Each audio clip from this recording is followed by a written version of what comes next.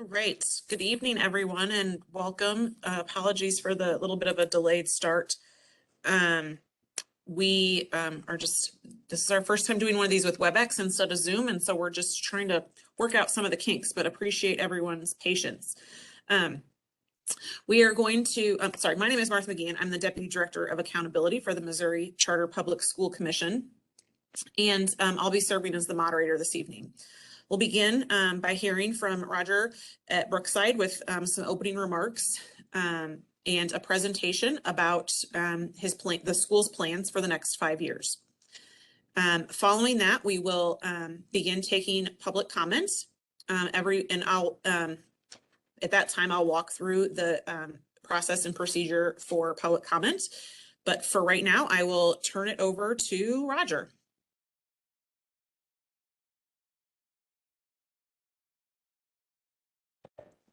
There we go. Kelly said she was good with the mute, so there we go. Hello everybody. My name's Roger, Field Superintendent here at Brookside Charter School. Mr. Lee, it's been a while since I've seen you. Hello, welcome back. What I'm going to do first is just go around and let our board introduce themselves.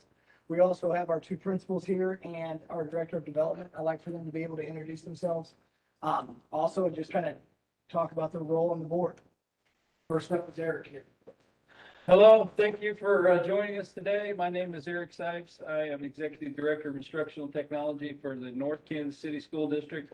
I've been a member of the Brookside Board since 2015 and a current board president, 25-year educator in the public school system. So I look forward to the conversation tonight. Hi, everyone. I'm Vicki Miller. I've been on the board 9 years. I am a tax attorney for the federal government. I'm the area counsel for the Office of Chief Counsel IRS, so I bring my accounting and tax background to the board. I look forward to just having a further discussion with you guys tonight. Hello, I am Sherry, and I am a retired science teacher and very interested in the education of the school. And I hope that I bring some wisdom to that. Hello, I'm Tiffany. I'm a parent. This is my first go around at the board. I'm an installer for Missouri Department of Corrections. What I bring to the board is parenting. I'm a parent first, and so that's what I bring. Hi, my name is Carrie Dixon. I am an assistant principal, associate principal at Center High School in Kansas City, Missouri. I am a retired high school principal and director of education at the university level. And I am a quality assurance monitor for the State Department. I've done that as well. So I've been in education for over 30 years. And this is my first year on the Brookside Charter School Board. And I bring a wealth of educational experience and community knowledge and leadership to this board. Thank you. Good evening. My name is Deanna Saffhold, and I am a parent here at Brookside as well. I'm also the executive director of the Village KC, which is a youth organization that serves 5th through 12th grade students here in Kansas City. I bring kind of what Tiffany said, my parenting to the board. And having that buy-in, and my background is in youth development and health and wellness. Hello, I'm Kiva Dennis. I'm a parent here at Brookside Charter. I've been on the board, I believe, going on 3 years, maybe 4. Pandemic has it kind of fuzzy. I have a healthcare background. I'm executive director for Brookdale Senior Living, Assisted Living.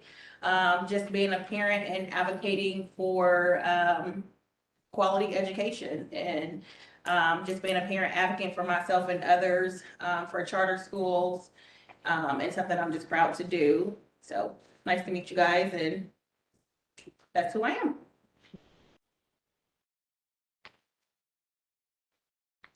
Hi, good evening. My name is Emma Toyman Brown. I'm the elementary school principal at this time. I have worked here at Brookside. I think this is my 16th year. I previously worked in the Kansas City, Missouri School District before that, and happy to be here to learn more about this process. Hello, my name is Ryan Blake and I'm the middle school principal. It's my 9th year and just like Ms. Twyman, excited to learn about this process. My name is Kelly Sales. I'm behind the camera here. I am the Director of Development at Brookside Charter School, and this is my 10th year here.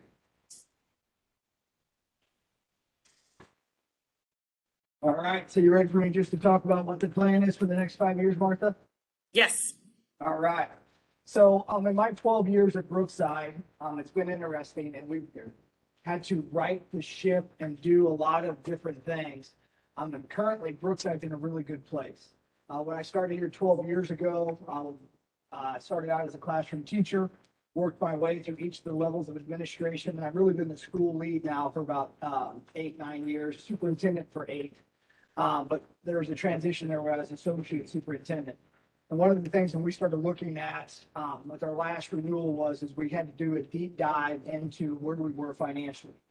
Brookside had always had a good reserve balance, but it's basically was at the expense of our teachers because they were the lowest paid in Kansas City. So when we started paying our teachers a competitive wage, you started seeing some of our reserves go deplenish. So what we really started focusing on when I became superintendent is what dominoes needed to fall. And the 3 that we focused on were finance, governance, and academics. And then development has kind of worked its way in there too. But for the next 5 years, we just want to get really good at what we've done. What I mean by that is when you look at finances, we partnered 4 years ago with EDOS. We just want to continue that partnership. We've always been chasing enrollment. Part of that is, EDOS did an amazing job of explaining to us butts and seats, and that's revenue. We always manage our expenses very well, but really it was always enrollment, and we were chasing enrollment. So we have had we've been participating in a leadership retreat to look at an enrollment model for sustainability. Based on that enrollment model that determines our revenue, and we're building out a staffing model with that. So over the next 5 years, we just want to get really good at a 1, a 3, and a 5-year budget and really build and sustain an enrollment model and keep that enrollment model and then build a staffing model from that. The second piece that we really looked into was governance. As when I first came onto the board meetings weren't always public and just out in the front, and it wasn't easy for our parents to, and really anybody, to participate in board meetings. We've really done a good job with that. And with that being said, we kind of had to change our bylaws state. We have to have at least 1 parent on the board.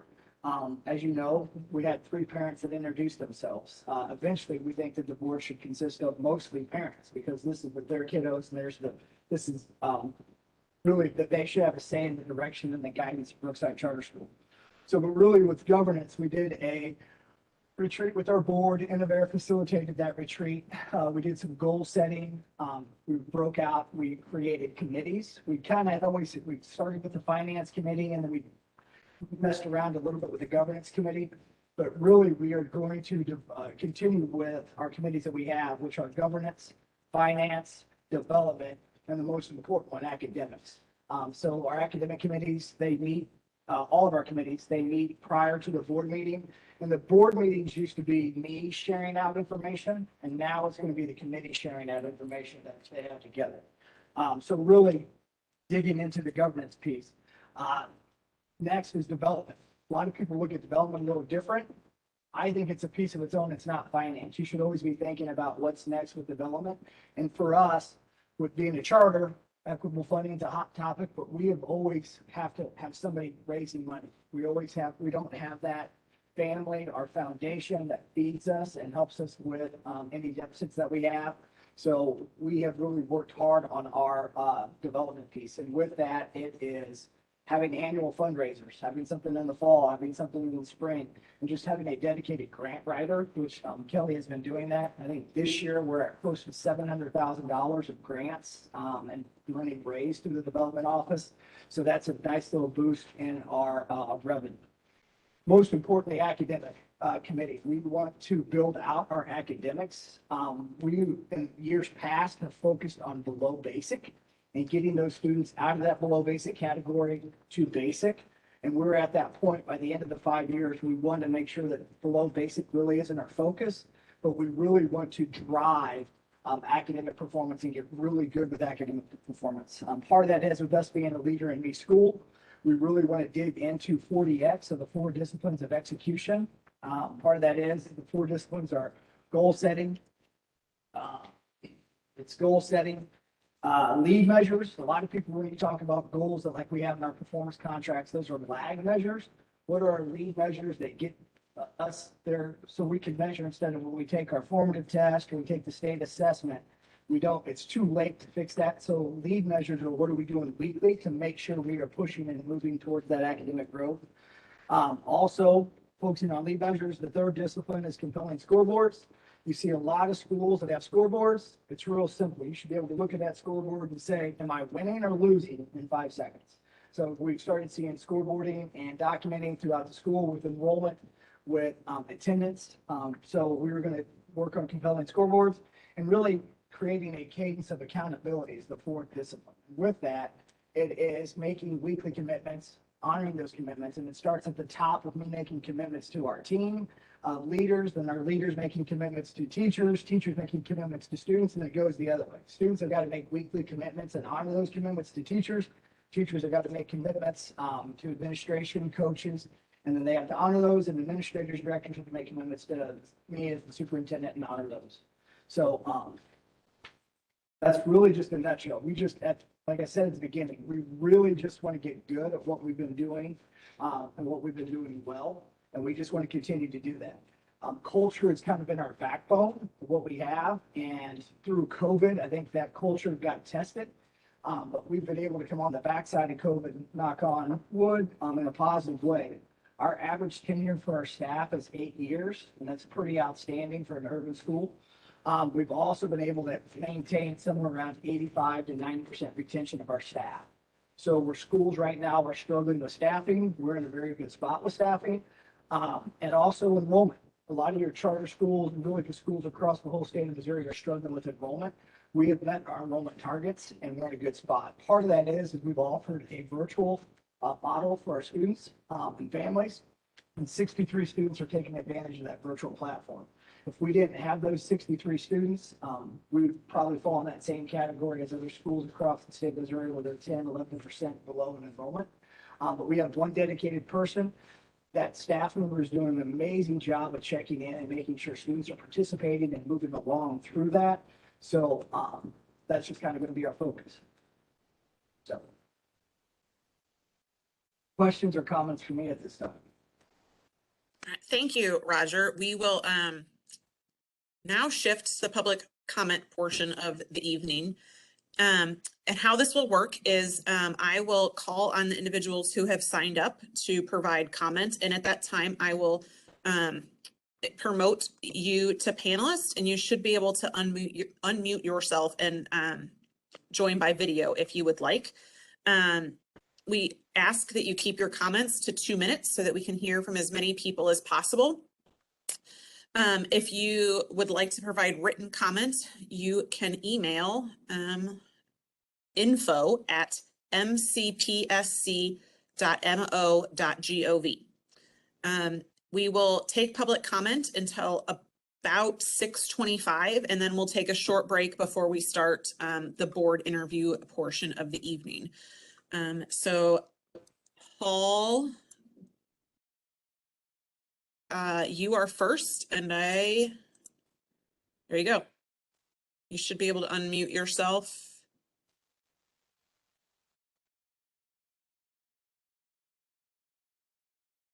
Paul Greenwood. There we go. Okay, thank you. Uh-huh. Hi, everyone. How are you? Paul Greenwood. I think I've met most of you before, so nice to see everyone again. As Roger alluded to, I have supported Brookside Charter School for the last 5 or 6 years, and I've therefore gotten to see the school and see Roger and team in action. As we currently work with about 115 schools nationally and about 18 schools in Missouri, we have the opportunity to see all kinds of schools. And what I've appreciated about Brookside is their bent towards financial management and bringing out the mission and vision of the school with strong financial planning. It's an exercise that Roger leads, but he's one of the few leaders that assembles his administrative team to engage in budget formation and then budget reporting. The Treasurer and Finance Committee is also a very active committee, and I always find the board to be extremely engaging, particularly when the data shows that there are decisions that need to be made. And to the school's credit, they're not afraid of making hard decisions. That is one reason why they are in the financially sustainable place that they are. So from a financial perspective, I think they're one of the best run schools that we work with. Subjectively speaking, I would just say that every time that I visited the school, which used to be much more frequently, but I still get a chance to go there from time to time, what I see is a learning environment that's very joyful, teacher and student relationships that seem very close, and a school that has a very strong culture. And so I think that over my time supporting the school, I've gotten to see that Brookside offers a strong program, both academically and from a student and family support perspective, and is a very important part of the educational landscape in Kansas City. Thank you.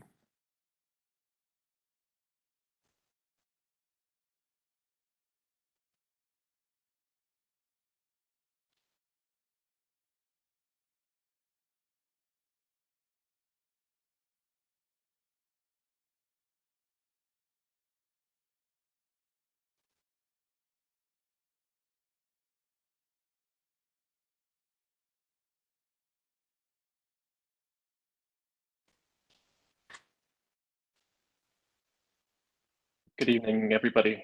I think everybody can hear me now. Is that correct? Awesome. Thank you. So Nick Freeman here, co-founder and president with Innovative Social Innovation Partners. Have had the privilege of partnering with the Brookside Charter School team over the past 5 years as well. Could easily second everything that I've heard from Paul in the last public statement. We'll kind of shy away from some of that financial stability and organizational structure that's been created, and kind of just speak towards three of the other pillars that I've really seen not only the entire leadership team, so not only Roger, but the board and also the building leaders that really have established a culture specifically around academic outcomes.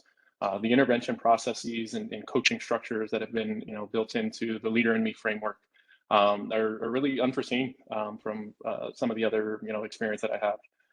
Worked with over 100 charter schools across the country. But again, just knowing the practices and the lighthouse status that Brookside has achieved over the years really is a testament to the work of the academic leaders of the building as well. Around the leadership development that they have, very clear trajectory for team members to continue to develop in their practice and continue to gain access to support, and really providing that opportunity for those leaders to take practice within very detailed conversations, whether it be around budget alignment or enrollment model, as Roger was speaking about the leadership retreat that we've been facilitating over the past few weeks and months, really allowing all stakeholder groups to actually engage and roll their sleeves up and really create a culture of transparency that is a sustainable model that really is built around what Brookside will look like 30 years from now, not just 5 years from now. How do we really establish that culture and climate to really create that sustainability as we think through not only developing great leaders, but also creating that system to provide from that. Another experience that I've had hands-on with the Brookside team is really around the board engagement and the governance in that factor. A very unique approach, and I also will applaud Roger on the fact of supporting in the diversification of the board as well, really making sure there was more representation of families and caregivers and people of color as well, to represent a community that is people of color. And lastly, the aspect just around the culture that's created. For those who haven't had an opportunity to kind of walk the halls and experience the drop-offs of the Brookside culture, and you see why staff retention is so high. You see why enrollment stays high. You see why family and caregiver engagement, because there's a very intentional approach of getting to know the individuals, not just the students, but the parents, the caregivers, the partners, in a very collaborative manner that, again, it's bigger than just the four walls. It's the community that Brookside is really looking to support. I'm very excited to see what comes next for this team as they continue to build upon and build community that is going to leave a lasting impact for the entire community of Kansas City. So again, appreciate the opportunity to speak in support of Brookside and their team. And thank you for the time this evening. Thank you, Nick. Angelique, you should now be able to unmute yourself. Thank you. Good to see everyone. This is Angelique Nedved with School Smart KC, and we are a collaborative funder in Kansas City, and our mission is to eliminate the achievement gap. And we did that in partnership with Brookside with a substantial investment that was data-driven and focused on the improvement of quality offering schooling for the Brookside community. And that came through, critically needed supports. So with that investment, that allowed me the opportunity to meet on a monthly basis over the past 4 years with Brookside staff, mainly Roger and Kelly, as we talked about their growth, their improvement, where the performance measures were being met. And sometimes we just brainstormed because pivots needed to be made, and most notably, the most recent one around COVID. What I can say is this is an incredibly focused staff that's had a consistent eye on student growth and achievement the entire time I've been connected with them. So I too have appreciated their willingness to brainstorm the practices so they can amplify what their students' trajectories can be. They've amplified student voices and staff agency, and they've supported our mission by meeting us in that journey in partnership with providing more quality seats and choices for our families in Kansas City and making sure that our students are on trajectory for their life goals. So it has been a joy over the past 4 years, and we continue to support them and reach out when we do have additional funding that's available because we want to continue to see them thrive. So thank you for the opportunity to step into the space and share our partnership with Brookside. Thank you, Angelique. Jennifer, you are next.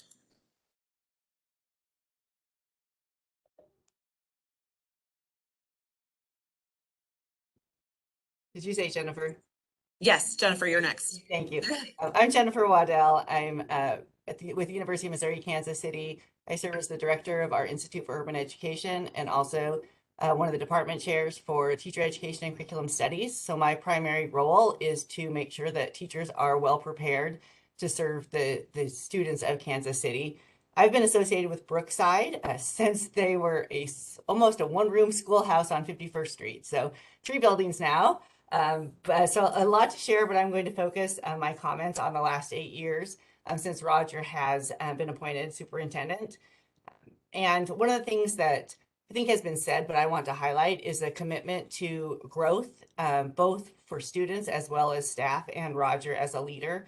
When Roger took over as superintendent, he asked myself and a colleague to do a comprehensive analysis of the adult culture and the priorities of Brookside, and was extremely open to really learning what needs to change and what needs to continue and how do we enhance that. And I've seen over the past 8 years just a laser-like commitment on being responsive to the community, a focus on culturally responsive teaching, a focus on academics, a focus on responding to families, and a focus on retaining teachers and staff. So UMKC, as a result, has been partnering with Brookside through that entire time to place student teachers, practicum students, as well as our graduates. We'll say we are extremely particular and have very high standards for which schools we will partner with, because we know how important it is to make sure that we are preparing teachers in environments that will help them be effective wherever they get jobs. And so I'm proud that we've been able to continue this partnership with Brookside for even more than 8 years, but into the future. Brookside also has hired many of our graduates from UMKC, which allows me to have even a different perspective into Brookside as we hear from teachers who will continue to talk about this commitment that Brookside has on being responsive to the staff, the students, and the families, which also I want to commend. I know it's been said already, but I think that it's important to point out just the responsiveness that's demonstrated on the board membership, and having community members and family members as active part of the school governance is extremely important, and it's very rare. So I want to commend the leadership of Brookside and the board for doing that, and just offer my support for their continuation, because they've been a great partner for us and our students, as well as the students in the community in Brookside. So thank you. Thank you, Jennifer. Katie, I have now given you permission to unmute yourself if you'd like to share. Thank you. My name is Katie Hendricks, and I'm one of the teachers at Brookside Charter. And I don't have a lot of fancy background like some of the other people here have shared. But I did want to speak a little bit to my experience. I never thought I'd be a teacher. And then I went through a career change 5 years ago and found out that I was meant to be a middle school teacher at Brookside Charter. And I've got a lot of friends that don't understand why I do what I do, or why I teach where I do. They remind me how much easier life could be if I were in the suburbs, or how much nicer the lab equipment would be if I was in a different district. But I really can't imagine being anywhere else. I don't have any biological family in Kansas City. I'm not from here, but I do have family, and some of my family is sitting in that room right now in the library.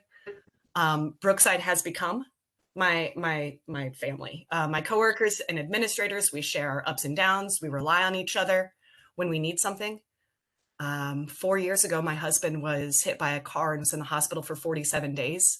And one of the very first people I called was Mr. Blake, my principal, not just because he's my administrator and I needed to talk about that, but logistics aside, I just needed to talk to somebody who I knew would care. And so I gave him a call. Our students are also a part of our family at Brookside. They rely on us and we rely on them for hugs, for handshakes and fist bumps. When you life advice, because you're going through that first middle school breakup. And as our students are part of our family, their family becomes an extension of ours. So the people who have addressed the responsiveness of Brookside to our families and our community, it's because they are a part of us.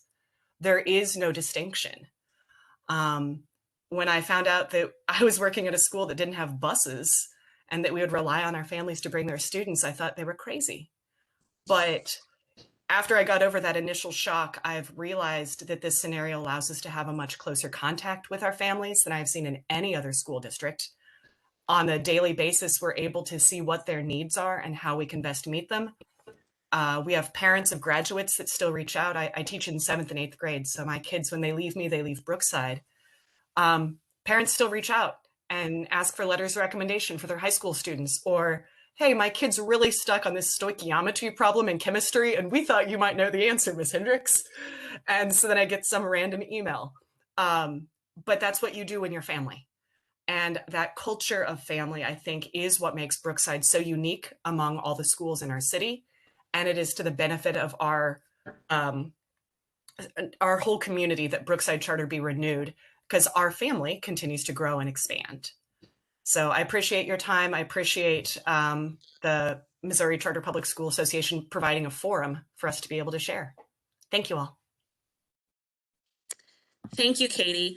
I think at this point, everyone who was signed up and was able to log on has been able to speak. But if you are on and I don't see you and you signed up, I'm going to give you a second to, you should have the ability to raise your hand.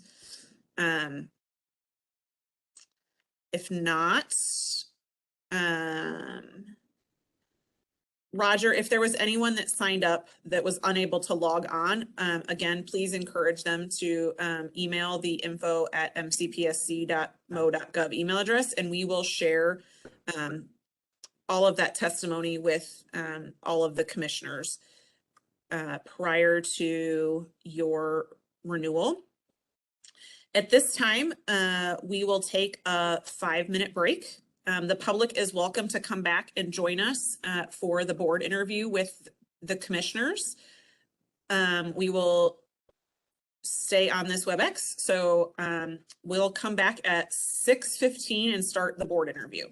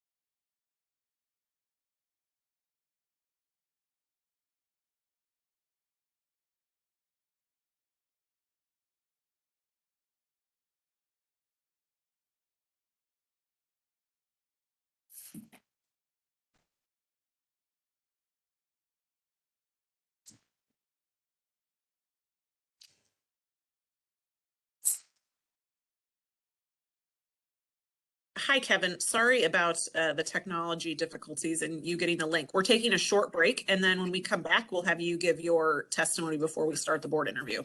Okay, great. Thanks. So we'll be back at about 6:15. Okay, thanks. Thank you.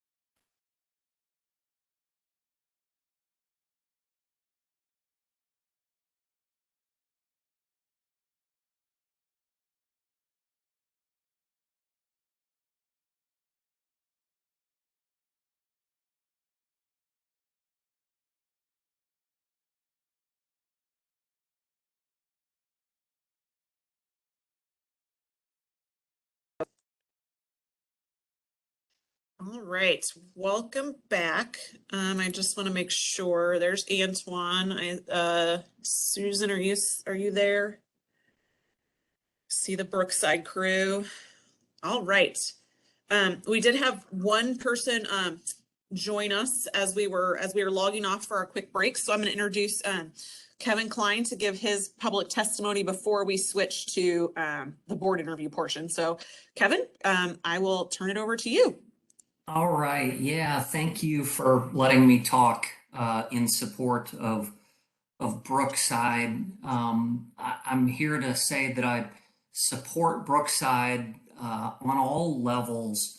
I've had the pleasure of working with them for a few years, and from top to bottom, this is a group of people who care about the mission, who care about the kids. And I guess breaking it down, first off, I love the mission that they've set out, what they've set out to accomplish, serving a community and trying to develop the whole person, the whole child, not exclusively focus on academics, although that's important, but problem solving in a real world setting, a growth mindset. We can all get better and practicing empathy. You see the administration, the staff practice empathy, and then you see it reciprocated by the kids. So first off, the mission, but the mission without the team, wouldn't be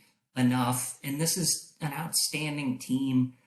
Roger and Emily and Ryan and Jasmine and all the teachers. I've had the pleasure of both sitting in with the administration, but then also seeing how the teachers interact and lead the students. And the team is really executing their mission. I'm proud to be part of it. And then the third piece, and this is what brings it all together, is seeing the kids in the school and the joy that they express and that you can just feel when Roger is walking around. And of course, it's not all sunshine and roses. I mean, that's life. But what they're teaching the kids is how to deal with life and giving them this safe place where they know that they're cared about. So in short, I'm here to say that I support what Brookside is doing, its application, but I don't not just support, admire what they're doing. Thank you. I might be over 2 minutes. That's all right. Thank you. Appreciate your time this evening and your feedback. I would now like to introduce Susan Cole, the chair of the Missouri Charter Public School Commission, and Antoine Lee, commissioner from Kansas City. Susan, I'll turn things over to you to start the board interview. And Kevin, you're welcome to stay with us and observe or leave if you have other things to do this evening. Thank you.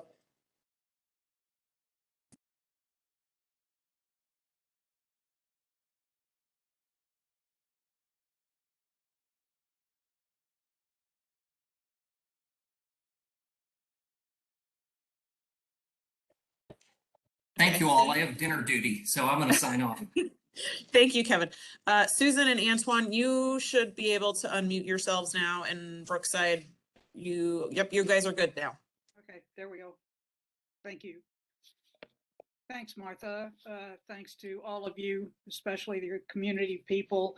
I want to, before we move forward, to mention that we have a letter from Scott Heffner. I'm pretty sure you know who that is, and it's very enthusiastic in support, and you should know that he was thorough and sent it to everybody, the commissioner, the commissioners, the staff. So we all have a copy, and I assure you his voice has been heard. So didn't want him to think he was left out today in this whole event.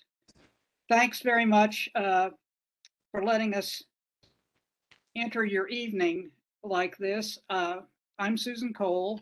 You should call me Susan, and Pastor Antoine Lee is with us as well. He is a commissioner.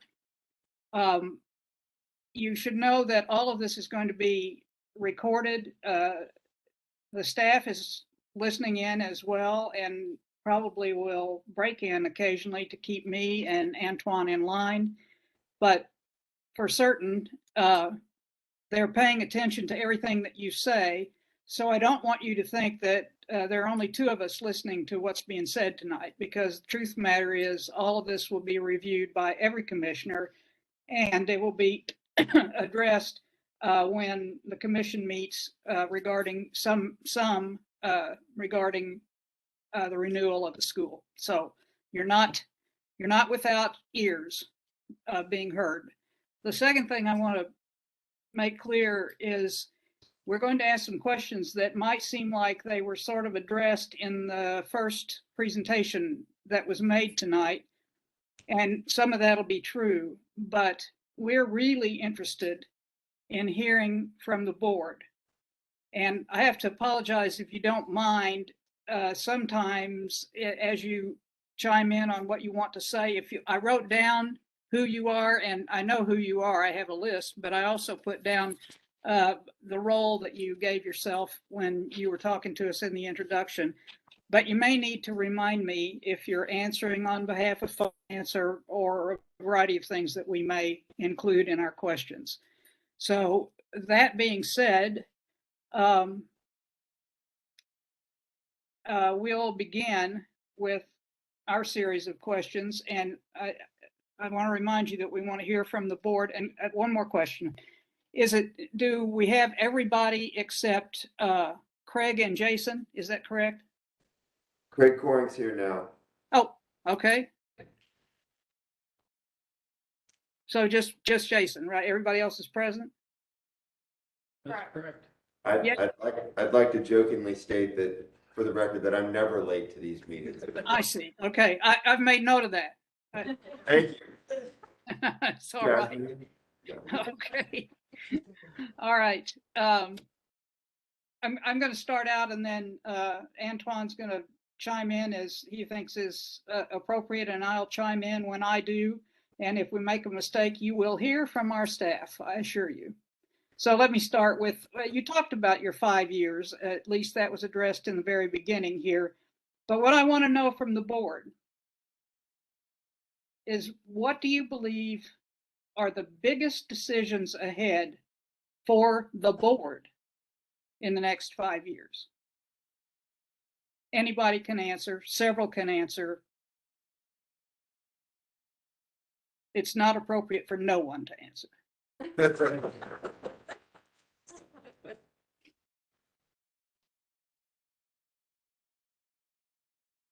Do you want to take a stab? Go, Vicki. I mean, I would say, well, and this is Vicki Miller, and I'm treasurer on the board, but I'm not necessarily talking about a finance problem, but. No, that's fine. Address anything. And if you don't mind, you guys you see our heads, I think, and we see a long table. So if you'd raise your hand so we kind of get an idea of where you are in the room. Sure. I think succession planning is going to be something that we're going to have to address in the next 5 years. I mean, Roger has led incredibly, but he's not going to be here forever. And we've talked to him about, developing his administrative staff and his leaders, like his principals and administrative staff that can come behind him and take over when he decides that he's going to leave Brookside, which we all think is never going to happen, but it probably is at some point. And I think that's something that we've started to think about, have encouraged him to put a plan into place, and that we're gonna have to address and figure out, how we're gonna handle that when that day comes. I'm sorry, when you say succession, are you talking about your administration, or are you talking about the board as well? Superintendent. I would say the superintendent position would be the primary focus. Okay. You've already jumped. You've talked about a question I was going to ask you. So since we're on it, we'll do that now, and I won't circle back to it, but the commission's interested in knowing how you ensure succession planning at both the board and the school leadership level. So you go. This is Derek Sipes. What I would say is that we're in the middle of that process right now. That's one of our goals for the governance committee, is to look at succession planning, both from an administrative level as well as a board level.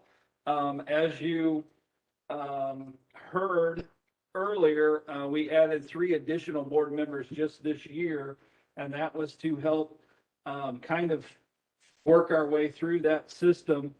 We did a board governance profile a couple years ago and did a matrix where we looked at all of our strengths, demographics, and those types of things. And that kind of led us to, okay, we need to become more diverse. We need, when our last board member, Larry, resigned, we knew that we needed to add some of that diversity to the board. So what I would say, and I'll turn it over to Craig, is that we're kind of in the middle of that process right now, looking at how we can build that plan, both with Roger from administrative standpoint, and then what that would look like from a board standpoint. Yeah. Go ahead. How challenging has that been in terms of board selection and getting community members to participate on the board? Susan is driving at a succession plan and the continuity, not because quite frankly, we're excited to see great boards, but we're even more excited to see great boards for long periods of time. And so how challenging has that been? Or has that been a challenge? Tell me how do you go about selecting board members, and how do you go about trying to retain them? So I think we got lucky, I believe, this last time when we were looking for a new board member, because I think at that point in time, we were only going to stretch ourselves to 7 board members. And we had 3 great candidates. And so we went ahead and brought all 3 of them on, knowing that we had parents that wanted to get involved. So I would say we got lucky. We also, I know School Smart KC was looking at one point in time about developing a pool of candidates in the Kansas City area that we may be able to get board members from. So I would say we got lucky. How do we, what was the second part of that? Retention. Yeah, retention. I mean, you can see just from our years of service, we have a board that before this last year, our average year was probably 8 years of service. So we have some commitment to Brookside, and I think that's a testament to Roger, as well as our teachers and the culture that they built here. Once you get involved with Brookside, you really want to stay involved with Brookside because you know that they're building a great school here. So, sorry. No, that's outstanding. This is Craig Corrigan. He said, I'm going to go back to a couple of things that Eric said and reiterate a couple of them. One is we're in the middle of it, and that's on the succession planning for the superintendent. And I think that's a really important point that Vicki raised, and it jives in with your question, Susan, on that front. I'll come back to that, and I'll stay on culture for the board. And I'd love to hear from some of the newer board members. But I just think that not only is the school culture really strong, I think the board culture is extremely strong. And I know that Roger's a bridge to that and ties it, but I would imagine coming on as a new member, I know I did it 5 years ago or so. It's a very welcoming board, collegial, respectful, the dialogue, there's plenty of space for everyone to voice their opinion. There's great leadership, and I just think it's solid. So I don't want to sit here and say we're just standing pat and not worried about it. I just think naturally we've had not a lot of turnover and really healthy additions as we've added folks to it. I want to commend you. I want to commend you on that because it looks deliberate, and you can't really talk about the success of Brookside without talking about the intentionality of putting together a strong board. And I appreciate that. I want you to also know that it's evident that you were intentional about making sure that that board was diverse, and I, for one, appreciate that as well, knowing the student population in which you serve. And so I just hope that you all keep that in mind, and as you are, continuing into the future, always have that ever before you.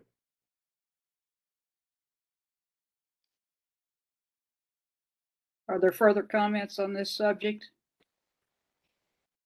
You all have made it pretty clear that it's on your minds, and that's good to know for sure. Let me ask one more, and then I'm going to ask Antoine where he wants to weigh in. But what do you believe is going to accelerate, not make it the same or not do what you've already done, but accelerate change and growth for the Brookside students? This is Tiffany, the board member, one of the parents. I think it would start with the parents and the family and the teachers. What was the question again? Celebrate. That's all right. Okay. That's okay. What do you believe will accelerate change and growth for the kids, Brookside students? If the staff and the teachers are able to change with the kids, because change happens every day, going through puberty, the stuff that goes on in the city, it's a number of things. And so if they can meet the kids and understand the kids and meet them where they at and go from there, I think that will help the most. Mm-hmm. Anyone else? I would add to that I think our the board committees that we've created, like Roger said previously, we had finance committee was our first committee that we created like 2 years ago. And this year we've been intentional on creating the governance committee, the development committee, the academic committee, Develop. That's it. No, that's it. And so those committees meet with the staff essentially on a monthly basis, and then they report back to the board. The board member that sits on that committee reports back to the board each month on progress towards our goals. So, our academic committee is meeting with the administration each month to look at our academics to see how we're doing. And then, they have the ability to be able to ask questions and pose questions to the administration. And so I think that committee work is really going to accelerate our work moving forward. That's what I was going to say. I'm sorry. I'm Dr. Carrie Dixon. And as a new board member, I am on the academic subcommittee. So that being said, what we do is we meet once a month as a board, but those subcommittees also meet. So what's happening is within those subcommittees, there's student voice, there's change, there's growth, the things that you're asking about. We're receiving that information because we're meeting directly with the people that are on the ground, the administrators, and they know, or teachers. So they know what's going on, and they're bringing it to the subcommittees, and the subcommittees are bringing it to the entire board. So therein lies how we're not just meeting and discussing adult issues, we're able to meet and discuss what's going on more specifically within the school setting, and for the teachers and the students and families of Brookside as well. So it's coming directly as opposed to just something we're reading. And I'd just like to tie what Dr. Dixon just said into the answer to the very first question that Vicki rightfully said. Succession planning at the superintendent level is probably one of the biggest things we're looking down the road for the next 5 years at. I think academics was the first thing that popped in my mind. And so that committee that is formed that Sherry and Dr. Dixon and Kiva are all on. I just think that's brought a whole new perspective to the board discussions that wasn't there. We were trying to get the blocking and tackling of financing and trying to get the school in order. We focused a ton on culture and bringing in student retention or teacher retention and all the things we've talked about. And I feel like we're really focused and dialed in with this committee on academics, and I see that as a really important part of the next 5 years. One of the things that was embedded in the question when I asked was, what did you believe would accelerate a change in growth? Does there need to be change for Brookside students? And if so, what is that? I would say in the education environment, there always needs to be change. You can't be happy sitting on your laurels. And we had a conversation as a board last month about hoping to or wanting to be one of the top 3 charter schools in Kansas City. And so, as a goal, I think, like Craig said, from an academic standpoint, that's where we want to be in the next 5 or so years. So what is it that we need to do to make that happen? So we feel that from a financial standpoint, we're in pretty good shape. We're working on our governance, like we said, and our succession planning, those types of things. And so, like Craig said, the next 5 years, the focus will be on academics and how we can continue to push that forward. Without losing culture, without. Right. It's still aligning with culture and aligning with learning and aligning with the priorities that we've already set, the staff retention along with all that. Yes. With the relationships and with everything that's in place, we're able to grow from there. Exactly. So of course there's going to be some change in growth. As Eric said, because you can't be in education and not want change and growth. And that's what we're doing as a community. So this board is a community of its own that's looking to be a sub-community of Brookside. So that's way we can find out what's going on and only build on what's already in place. Because there's so much in place that what we are doing is just adding on additional layers for the growth aspect that you were talking about. Thanks very much. Pastor Lee? This, I'm sorry. May I add something? This is Sherry. Sure. I remember, was it during the summer or sometimes recently, within the last school year, we had, there was a demand, some group at the school came up with some demands for racial equality. And I think that was something that was progressive and needed to be done, and I appreciated that. Well, like mother, like daughter, Principal Toyman just raised it to me a minute ago, the 12 demands, and said, hey, make sure you focus on that and point out the board signing off on that and buying into it and committing itself to meet the same standards that the staff and the school were laying out for challenging itself to reach as well. So. Okay, thanks much. Antoine? I want to say to you, all of you, and I don't know if Mr. Oldfield has shared this with you or not, but I have 3 children, and all 3 of them are Brookside alumni. And so we are. I'm an alumni. I'm an alumni of Brookside. I'm an alumni parent of Brookside, and so I know the work that goes on there firsthand. And I appreciate the educational experience that my children have. Most of my questions have to do with continuity. I have a lot of continuity questions because when you see good work being done, what you want to know is that it continues. All right. So I was looking at, I was taking notes here, and I have some questions that most of them are driving to continuity, right? So, Mr. Oldfield, and maybe, and I know that this is, this is for the board as well, but I would like for you to talk a little bit more about the retention success that you've had in terms of the glue that's keeping teachers there at Brookside. You said that you had some challenges with trying to, give them a competitive wage, and now you're over that hump. Um, what would you say are some of the reasons why uh, teachers are sticking and staying at Brookside? Well, competitive wage is always going to be a hump. I don't know that we're over that, especially for educators. I don't think that they're ever compensated for what they're worth or what their value is when it comes to the kiddos. So that's always going to be something we try to get over.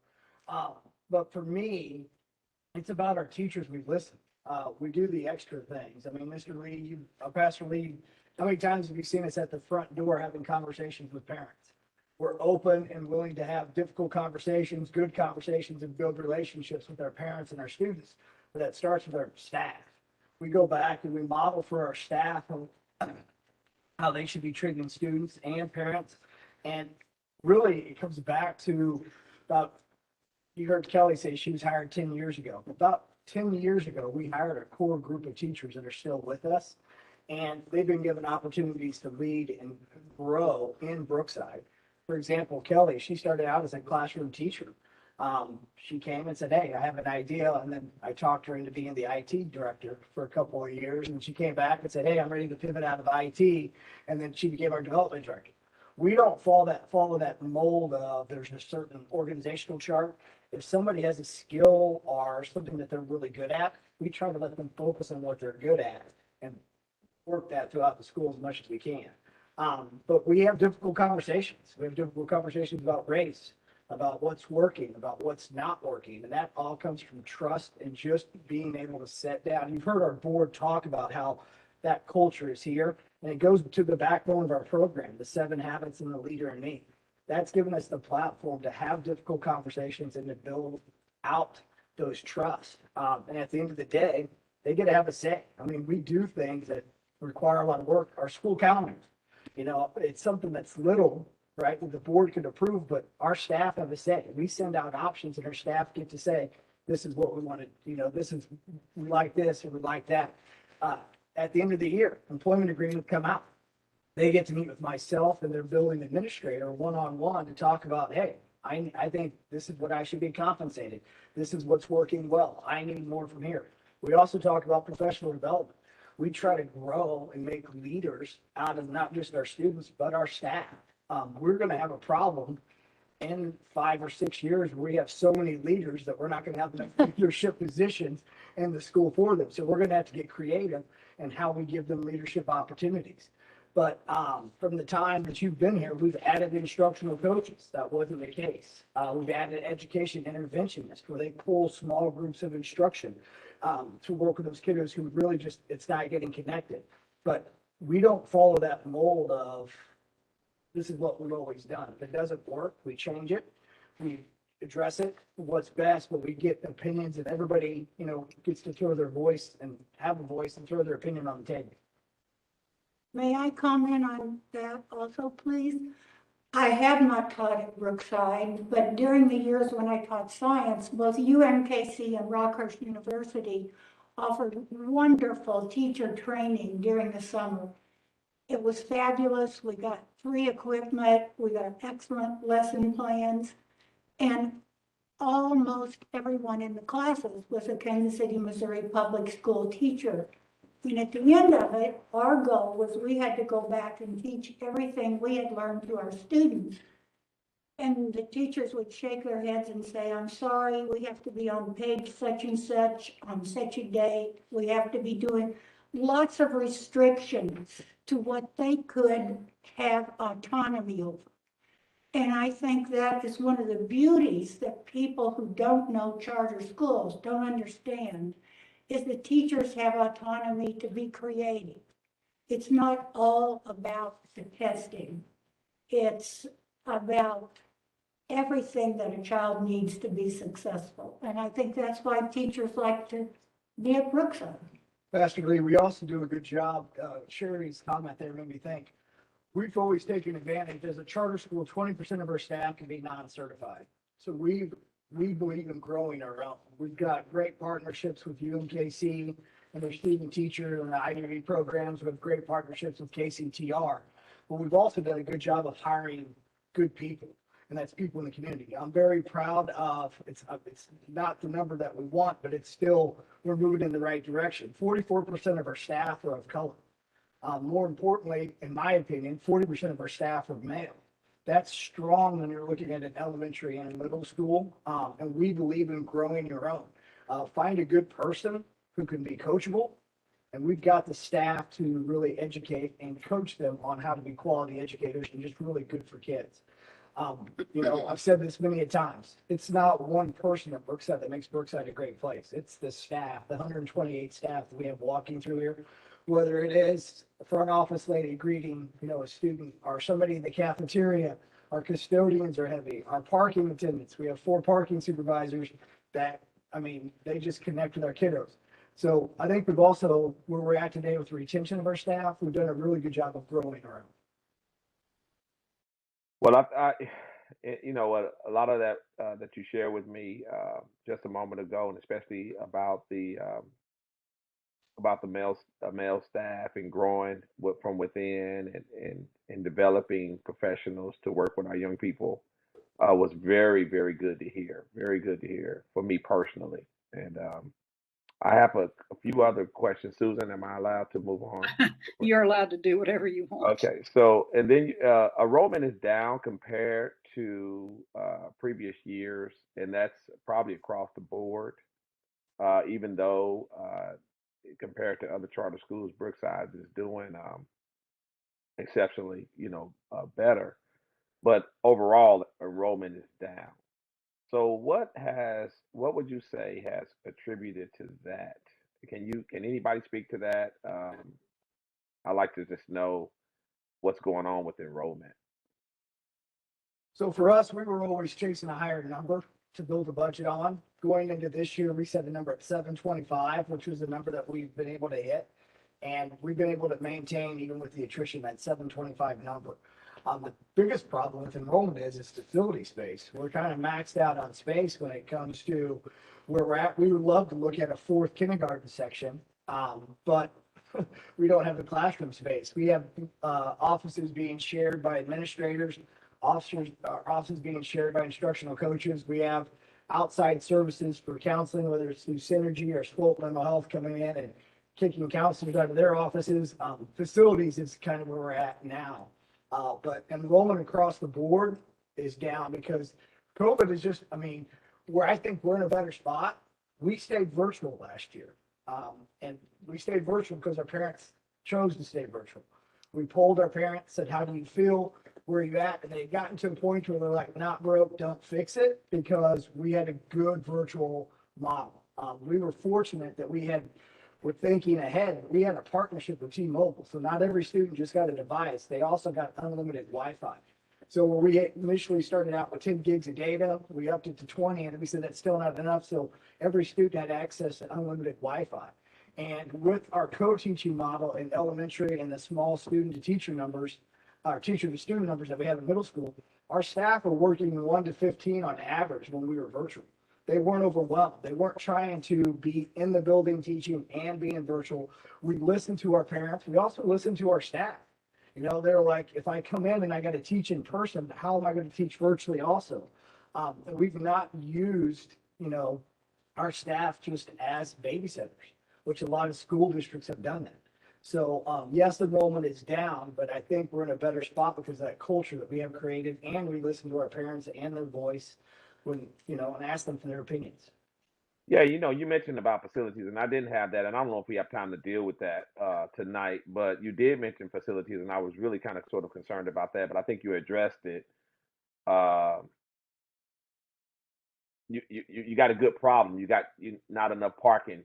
It's not enough parking type of scenario that's going on there, Susan, where they're busting out of the seams out of that facility. And maybe that's another discussion about what the board is planning to do about that, which I know about. You mentioned something about, you talked about cultural response teaching. Now, is that coming out of a selected curriculum? I just don't know enough about it. Could anybody just give me a little bit more information about cultural response teaching?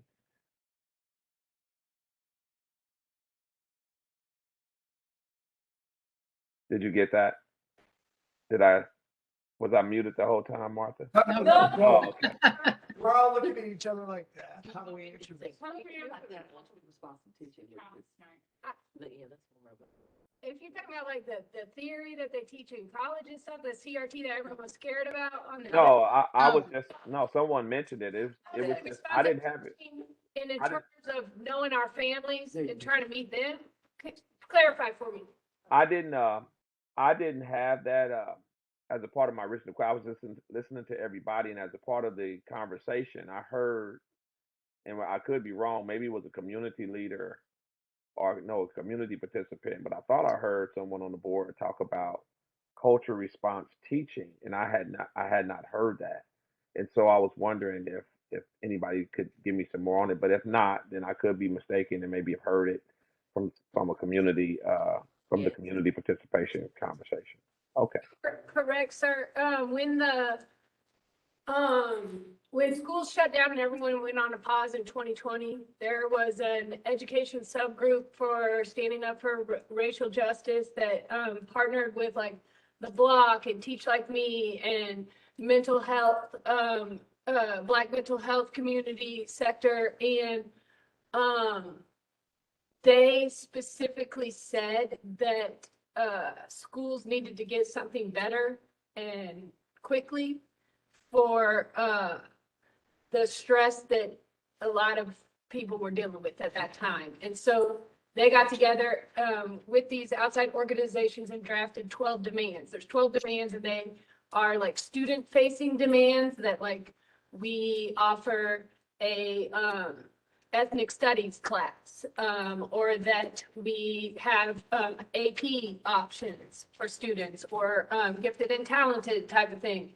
There was teacher-facing ones, like teachers have to do anti-bias, anti-racist training. They have to do book studies, and they have to do some of their own work. And then there's community-facing goals, like we will not have police presence, or we will not we will have restorative practices when doing discipline and things like this. So this letter went out from community workers to all the schools, and Brookside got wind of it. We had actually already hosted the racial justice community here for a seminar, and we just like heard this work and said, this is something that needs to happen at Brookside. We've already heard this from a lot of our parents, from staff members and things like this. So let's make a commitment. And like you said about the continuity and making sure it wasn't just a cool idea for a year, we brought it to the board and had it codified. So those 12 demands now have been adopted by the board policy. So one of them is 30% BIPOC representation at all levels of the staff. So no, yes, we're doing it right now on the board, but like you said, are we going to continue making sure that everybody has representation on the board? Yes, we should, because it's now a policy that's left behind for the people who lead after us. They don't have to sit around and make this up. It exists. Same for some of the other ideas that have to do with student-facing and faculty-facing ideas. Those things should be embedded and can exist whatever leader steps in.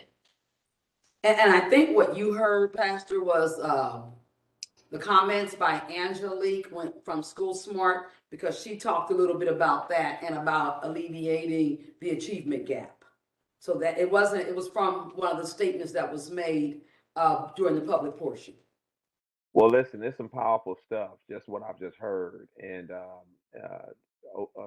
Mr. Ophel, you talked about how you talk to your staff and how you have to have some tough conversations. And some of those conversations are about race. And I don't know if you're familiar with courageous conversations and what's been matriculating through the school system about that. So the fact that you heard about it, and then you adopted it, and then you incorporated it into your school voluntarily, says a lot about what this board is about, says a lot about what Mr. Ophel is about. And I applaud it. I hadn't heard it before. It's refreshing to hear it now. And I just commend you on it. All right. Susan, I think that's all I have. Well, I'm going to bring up a couple of things, and you may want to play off of that as well. But thanks very much so far for all of that. I want to ask one question, and then we're going to circle back a little bit about money, which we haven't talked about a whole lot. And then I think we're pretty much finished for the evening. But if you've done any searching or talking about who in the world is this commission, and I'm guessing you might have, you know that we are committed to strong performance contracts and goals. And I'd like to know what the board's plan is to track your progress over those specific things, your performance contract goals.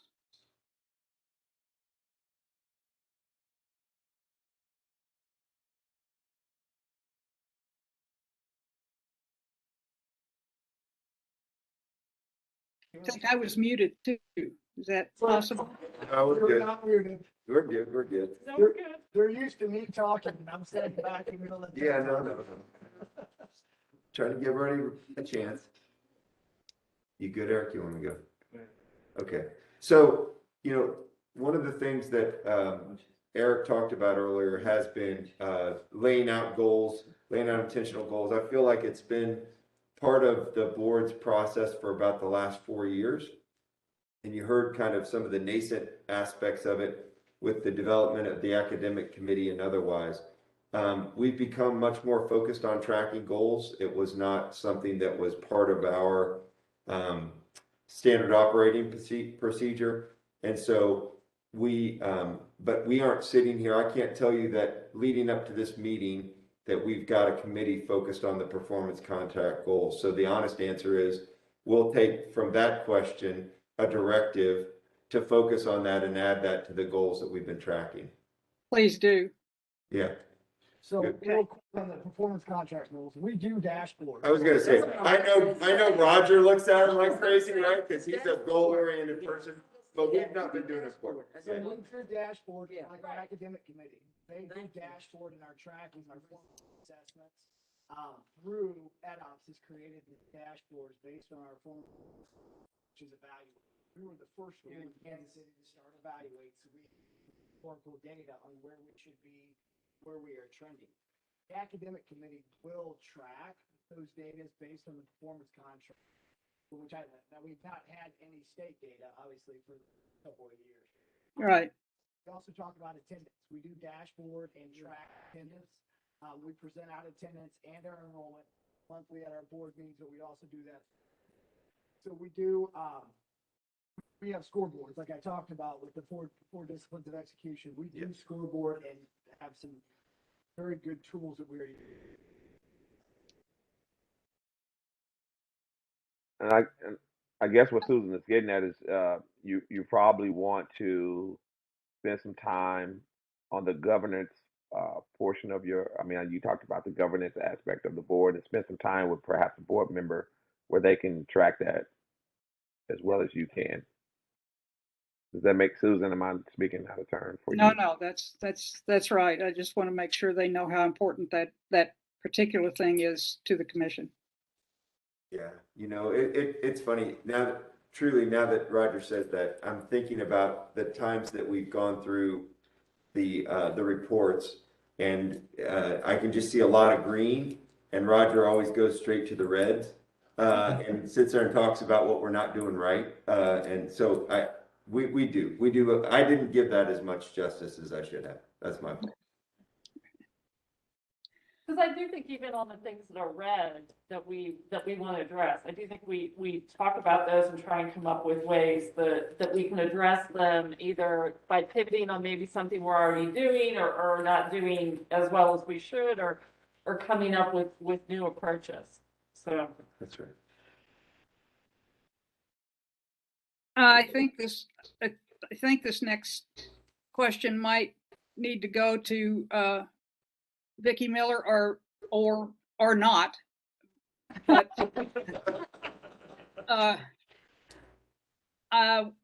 how are you going to monitor the use of the ESSER funds? And once you've got some things secure, how are you going to go on without them? Oh, without them? Uh-huh. Well, both. How are you going to make sure what's your plan for them? And then how are you going to make sure you can go on without them? Yeah, no, that has been an ongoing conversation in our finance committee meetings, probably for the past year, at least past 9 months, if not longer. To try and think about that, we paid close attention to the ESSER 1 funds and how much we got, how much we were going to get in ESSER 2, and what we thought what we expect to get in ESSER 3, and to also try to maximize the compatibility of our expenses to using all of those funds and taking advantage of that. Right now, with our current budget, we've been talking with EdOps and Paul and his folks over there about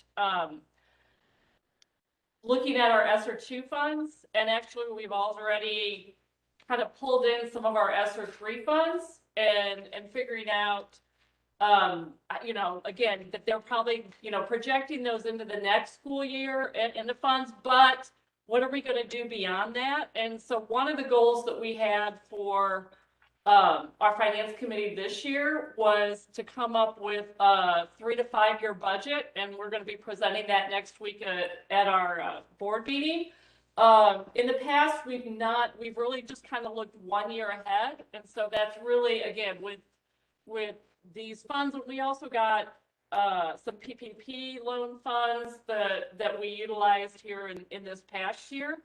And so we know that those ESSER funds aren't gonna be here forever. So one of our primary goals has been to build up our reserves. And we do have a financial dashboard that we look at. The finance committee looks at certainly on a monthly basis, but also is presented to the board as a whole.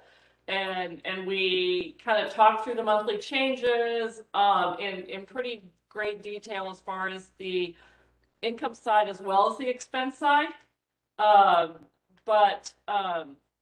I think our hope is that we are going to be able to build up some of our reserves and match what we want to do going forward as far as our teacher retention, our learning, looking at our student attendance, which we know is a big driver of the money and our budget going forward, trying to make that as consistent. And I know we mentioned earlier that while our student attendance has come down, I think we've been more consistent in trying to kind of match our student attendance to our budget and not necessarily chasing those dollars, but we've reached, I think, a really good place where we can manage the dollars we get through the attendance, with our expenses and deliver the quality learning that we want to deliver to our students. But yes, we are looking at ESSER and know that it's not going to be here forever. And that is one of our priorities, is to build up our reserve so that we're in a good position going forward and not having to tap into that reserve budget. We also have Kelly, and we have introduced more grant writing and more ways to raise money. And Kelly's done a great job of that, and I think that's one of our plans. Right, trying to maximize our developmental piece yeah. and looking at grants, looking at grants. And one of the other things we've also, have gotten a lot better at as far as is also, and this is a testament to EdOps, is helping us maximize our other governmental sources of income, like getting, Medicaid and FEMA reimbursement and making sure that we're accounting for all our IEPs so we can maximize our state and other funding. And looking at some of those, while those are not gonna, bring in lots and lots of dollars, but it's one of those where every little bit helps, and you have to look at those at those sources that are out there. And so we've really, I think, kind of tried to identify all those and maximize as much as we can of that. Now, see, why do you think I chose you to answer that question? Hey, Susan, can I add something? This is Roger. Yes, go ahead. So ESSER has been great. It's a nice little safety net that the federal government has given us. But that was for us to address learning loss. But when the ESSER dollars are up, we will have to look at and say, hey, yes, we've added some positions, but for sustainability, there are going to be some tough decisions that have to be made. Because staffing is what drives up your budget. You have your revenues, and then the staffing really dictates your expenses. So there's going to have to be some tough decisions in the future for sustainability where we may have to restructure how we are organized with our staff. So yes, it's going to be a difficult conversation. Those ESSER dollars have been nice, but I think we've been able to maximize those federal safety net that's been provided. Okay, thanks. Yep. Pastor Lee, I'm about to ask him one more question. Do you have something else you'd like to address at this point? No. Okay. Not a question, no. Okay, I'm just going to ask the usual one that we ask at the end of all these things is that how can the commission be of assistance to your board?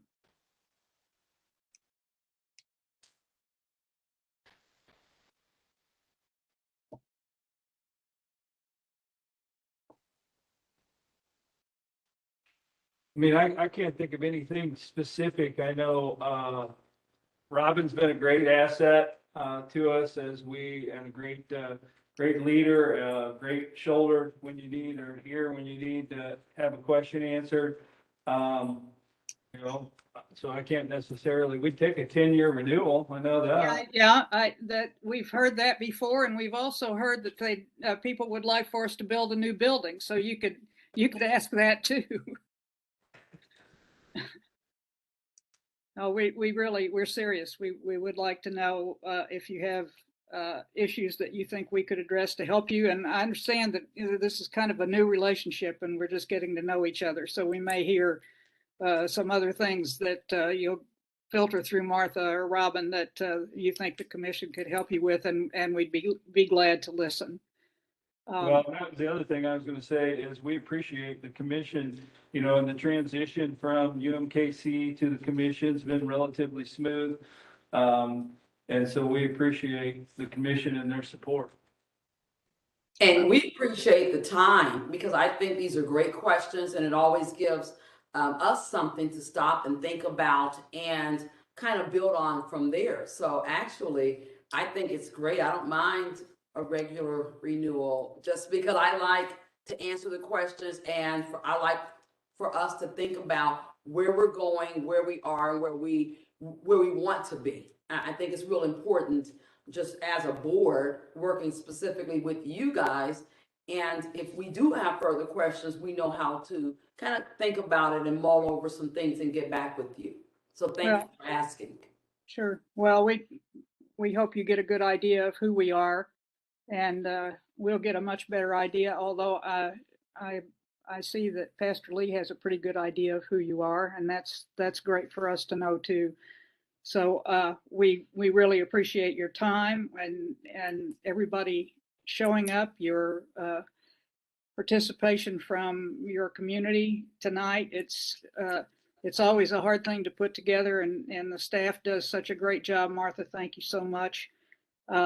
With that, I'm going to say good night. Pastor Lee, thank you for your participation. And Martha, are you going to sign this off?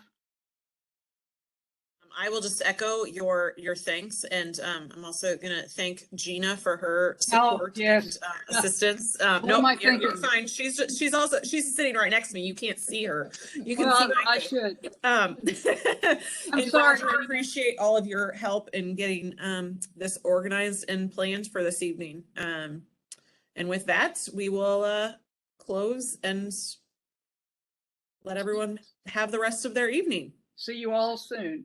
Thank you all. Thank you. Thank you. Thank you very much.